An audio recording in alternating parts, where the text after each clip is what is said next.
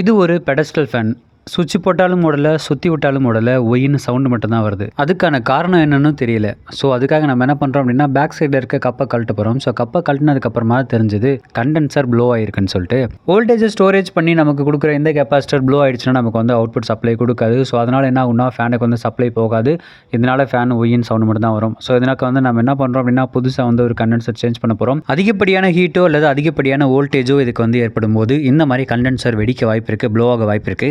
இதெல்லாம் சாதாரணமாக நடக்கக்கூடிய விஷயம் தான். ஸோ இப்போ நம்ம புது கண்டென்சர் சேஞ்ச் பண்ணியாச்சு. இப்போ வந்து சுவிட்ச் போட்டு நம்ம ரன் பண்ணாலே சூப்பராக வந்து ரன் ஆகுது, எந்த ஒரு ஒய்ன்னு சவுண்டு வராமல். ஸோ யூஸ்ஃபுல்லாக இருக்குன்னு நினைக்கிறேன் இந்த இன்ஃபர்மேஷன். ஷேர் பண்ணுங்கள். தேங்க்யூ.